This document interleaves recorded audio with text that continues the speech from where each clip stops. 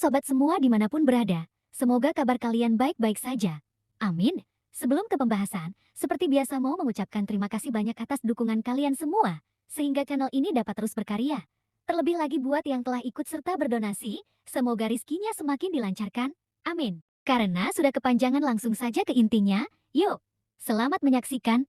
Semoga terhibur. Lu Zhou mencoba mencari informasi tentang Yu Zhenghai dalam pikirannya. Ia juga memikirkan perjalanannya ke Rongxi dan suku-suku lain. Entah itu masa hidupnya atau tahap 9 daun, sepertinya itu ada hubungannya dengan 9 muridnya. Awalnya, ada banyak hal yang tidak dapat diingat Lu Zhou. Ia mengira ia membunuh murid-muridnya, mendapatkan gulungan kitab suci surgawi, dan mencapai tahap 9 daun adalah suatu kebetulan. Sekarang setelah dipikir-pikir, bagaimana mungkin itu hanya kebetulan? Jelas, Ji Tiadao telah menyegel ingatannya tentang tahap 9 daun dan masa hidupnya di dalam kristal tersebut. Jadi, mengapa dia melakukannya? Ketika Ming Xiyin melihat gurunya sedang berpikir keras, ia tak berani mengganggunya. Ia memberi isyarat kepada Si Wuya dan Zhu Honggong dengan tatapannya. Muridmu akan pergi. Zhu Honggong dan Si Wuya hanya bisa menangkupkan tangan mereka dan berkata serempak, kami permisi dulu, Tuan. Mereka bertiga mundur dengan hormat. Ketika mereka menutup pintu, tuan mereka masih termenung. Dia berjalan keluar dari paviliun timur. Dia melompat turun dari balok dan berkata sambil tersenyum, salam, saudara senior. Halo, adik perempuan. Ming Xiyin menatap Si Wuya dan berkata, si tua ketujuh, jangan berani-beraninya kau memamerkan trik-trik kecilmu di hadapan tuan di masa depan. Aku mungkin pernah membantumu sekali, tapi bukan berarti aku bisa membantumu setiap saat. Si Wuya berkata, apakah kau membantuku? Kau pikir kau pintar? Guru sudah di tahap 9 daun. Kenapa dia peduli dengan kakak senior tertua? Kau terlalu tinggi hati, kata Ming Xiyin mengejek. Saya. Cukup. Tuan memang mudah dibodohi, tapi bukan berarti aku juga mudah dibodohi. Keluarga Kekaisaran Yan Agung telah berulang kali memprovokasi paviliun langit jahat. Apa menurutmu tuan tidak marah? Karena kakak senior ingin menyerang keluarga Kekaisaran, ini kesempatan bagus. Aku bisa membalaskan dendam paviliun langit jahat. Aku yakin tuan tidak akan merepotkan kakak senior dalam waktu dekat, kata Ming Xiyin. Si Wuya mengangguk ketika mendengar ini.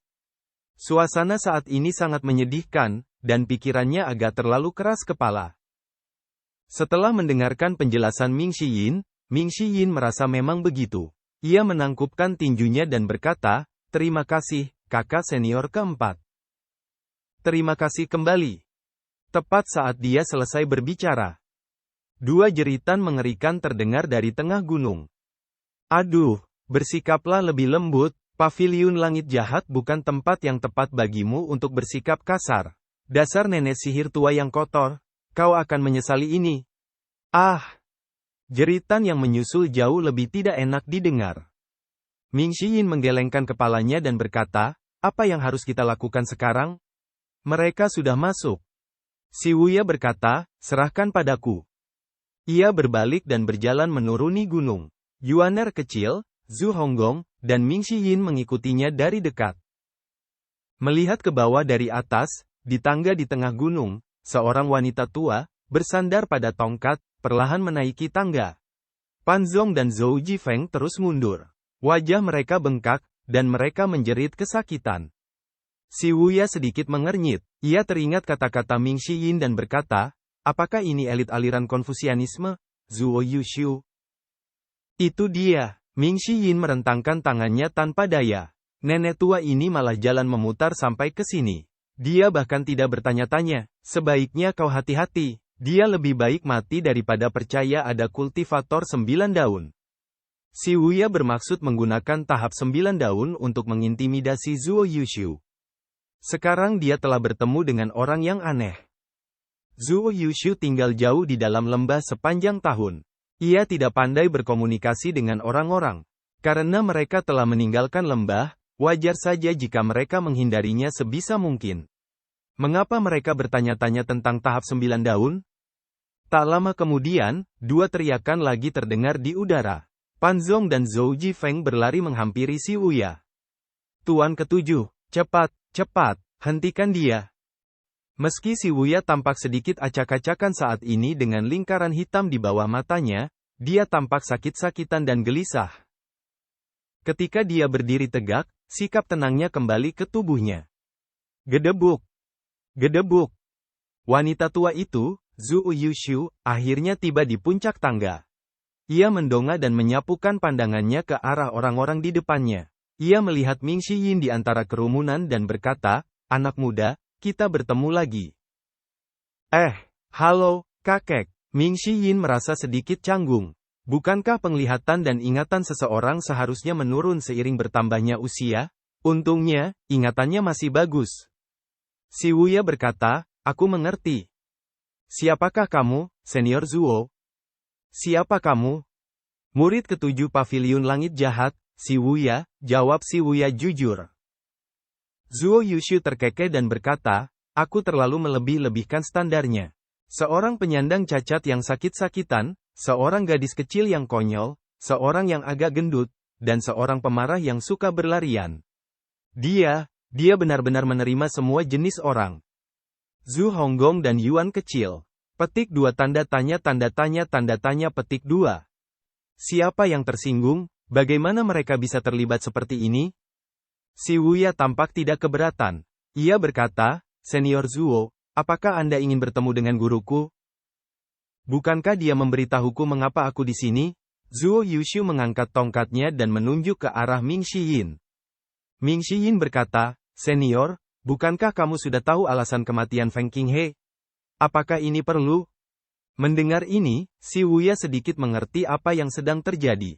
Ia tersenyum dan berkata, Dia berkata sambil tersenyum, "Apakah kamu mencoba membela Feng Qinghe, Senior Zuo?" "Aku hanya ingin penjelasan. Aku sudah berjanji pada Feng Qinghe bahwa aku akan membunuh siapapun yang memasuki lembah ini dengan sekuat tenaga. Demi dia, aku sudah melepaskan bocah ini. Tapi, dia juga harus memberiku penjelasan." "Benar, kan?" kata Zhou Yushu. Si Wuya mengangguk. "Aku akan memberimu penjelasan." "Anda..." Ekspresi tidak setuju muncul di wajah wanita tua itu. Dia nampaknya tidak senang dengan sikap si Wuya. Dia berkata, sebagai Master Sekte Cabang Zhenchang, Feng Qinghe berkolusi dengan 6 sekte besar lainnya. Dia bahkan menghasut 10 tetua Sekte Yun untuk menyerang Paviliun Langit Jahat. "Apakah Anda puas dengan penjelasan ini, Senior Zuo?" Zhou Yushu sedikit mengernyit. Ia mengamati pemuda di hadapannya. Lalu, ia menghentakkan tongkatnya ke tanah. Bam! Batu biru itu retak dan pecah membentuk jaringan mirip jaring laba-laba. Tepat pada saat itu, sirkuitnya menyala. Segel naskah, Ming Xiyin mundur 2 langkah. Simbol dan segel naskah ini mirip dengan yang terukir di pilar bunga plum di lembah. Selain si Wuya, yang lainnya mundur. Si Wuya berkata, "Apakah kau mencoba menindas yang lemah, Senior?" Cahayanya redup. Zhou Yushu berkata, "Aku tidak punya apa-apa untuk dikatakan kepadamu. Biarkan gurumu keluar." "Tuanku sedang tidak enak badan. Mohon maafkan aku," kata si Wuya. "Kamu nampaknya meremehkanku." Tidak. Si Wuya melambaikan tangannya dan berkata, "Hilangkan tampaknya." Ekspresi keriput Zhou Yushu membeku. Dia mengangkat tongkat jalannya. Prasasti muncul pada tongkat jalan tersebut. "Anak muda, kau tidak tahu aturan. Aku akan memberimu pelajaran atas nama tuanmu." Sus. Segel naskah meninggalkan tongkat jalan dan terbang menuju si Wuya. Si Wuya mengulurkan tangan ke belakangnya dan meraih Zhu Honggong. Zhu Honggong berseru kaget saat dia berdiri di depan si Wuya. Bam! Segel naskah mendarat di dada Zhu Honggong. "Aduh, kakak ketujuh, apa yang kau lakukan?" Zhu Honggong mengusap dadanya. Wanita tua itu, Zhou Yushu, menatap Zhu Honggong dengan kaget dan berkata, "Kamu tidak terluka?" Si Wuya berkata, "Energi ekspansif sekolah Konfusianisme memang kuat." Mendengar ini, Zhou Yushu merasa sedikit tersinggung. Ia meraih tongkatnya dengan tangannya yang keriput. Bam! Tongkat itu menusuk ke lantai batu kapur. Ki primal di sekitarnya melonjak. Segel naskah itu berputar dalam jarak 10 meter dari wanita tua itu. Yang lainnya mundur. Si Wuya hendak berbicara ketika sebuah suara berat terdengar dari dekatnya. Cukup. Yang lainnya melihat ke arah suara itu. Lu Zhou, yang mengenakan jubah panjang dan memiliki ekspresi acuh tak acuh, muncul di hadapan mereka. Salam, Guru. Salam, Master Pavilion. Zuo Yushu mendongak. Ia menatap lelaki tua yang berjalan perlahan ke arahnya. Ada keterkejutan sekaligus rasa hormat di matanya. Lu Zhou berjalan mendekat sambil meletakkan tangan di punggungnya. Dia menuruni tangga dan memasuki Bluestone Square. Melalui celah-celah bumi. Kerumunan itu berpisah, membuka jalan bagi mereka berdua. Zuo Yushu melonggarkan pegangannya pada Kruk. Kata Sil langsung lenyap dari dunia. Zuo Yushu membungkuk pada Lu Zhou. Akhirnya aku bisa bertemu denganmu lagi. Ekspresi Lu Zhou tetap tidak berubah. Ia tak bisa menahan desahan emosional saat melihat Zuo Yushu yang membungkuk. Segalanya tetap sama, tetapi manusia telah berubah. Waktu mendorong manusia untuk menua. Dalam sekejap mata, bertahun-tahun telah berlalu. Pakar agung sekte Konfusianisme, kecantikan sedingin es yang jarang terlihat di dunia kultivasi, kini telah menjadi wanita tua berambut putih. Setelah bertahun-tahun, kamu masih memiliki sifat yang sama. Permisi.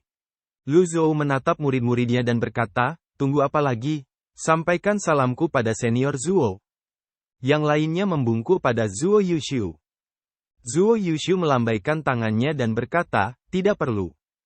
Dia menatap Lu Zhou dan berkata, meskipun orang tua ini berasal dari sekte Konfusianisme dan memiliki banyak formalitas, saya tidak pernah memperhatikan hal-hal itu. Lu Zhou mengangguk, tidak ada orang yang datang kepadaku tanpa alasan. Apa urusanmu denganku? Saya ingin meminta penjelasan untuk Feng Qinghe. Penjelasan? Feng Qinghe adalah ketua sekte cabang Zhenchang. Selama bertahun-tahun, saya tinggal jauh di lembah, dan itu semua berkat kepedulian cabang Zhenchang. Sekarang Feng Qinghe dalam masalah, saya tidak bisa hanya berdiam diri dan tidak berbuat apa-apa, kata Zuo Yushu. Lu Zhou tidak langsung menjawabnya.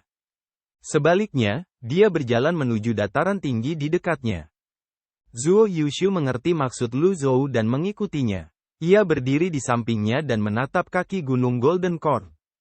Lu Zhou menunjuk ke kaki gunung dan berkata, mayat 7 sekte besar dimakamkan di sana. Zuo Yushu terkejut. Saat melewati daerah itu sebelumnya, ia merasa tanahnya tidak rata. Banyak juga jejak pertempuran di sana. Bahkan sehelai rumput pun tidak tumbuh. Feng Qinghe seharusnya berbaring di salah satunya, kata Lu Zhou terus terang.